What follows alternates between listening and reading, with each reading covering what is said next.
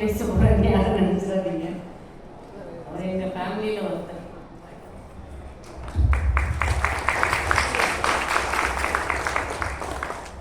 நான் வேற ஒரு இடத்துல இருந்தேன். மார்னிங் ஃபோன் பண்ணி கேட்டார்,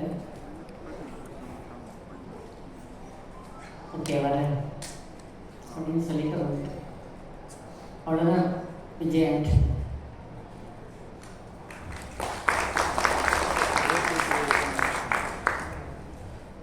ஃபஸ்ட்டு என்னோட கணவர் தான் இன்ட்ரடியூஸ் பண்ணாங்க.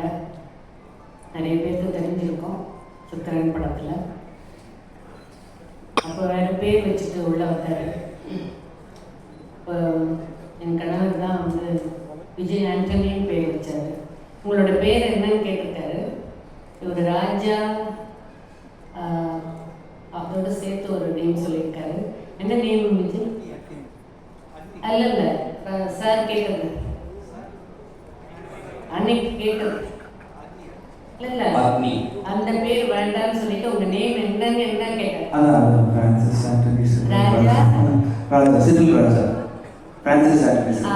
இந்த நேம் சொன்ன உடனே ஒரு விஜய் ஆண்டனி வச்சுட்டாரு. அவர் ரொம்ப ராசியானவர், உங்களுக்கே எல்லாத்துக்கும் தெரியும்.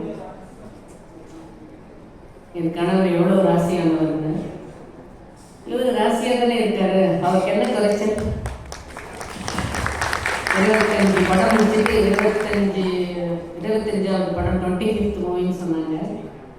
2005 அவரை இன்ட்ரடியூஸ் பண்ணாங்க. மியூசிக் டைரக்டராக நல்லா வந்துட்டு இருந்தார். திடீர்னு அவருக்கு நடிக்கணும்னு ஆசை வந்து அவர் செலக்ட் பண்ணுற ஸ்டோரிஸ் வந்து நான் எல்லா மூவிஸும் பார்த்துருக்கேன். ஃபஸ்ட்டு மூவி வந்து நான் வேளச்சேரிமா என்ன மால் வந்து ஃபீனிக்ஸ் மாலில் பார்த்தேன். அவரோட செலக்ட் பண்ணுற சப்ஜெக்ட்டு, அவர்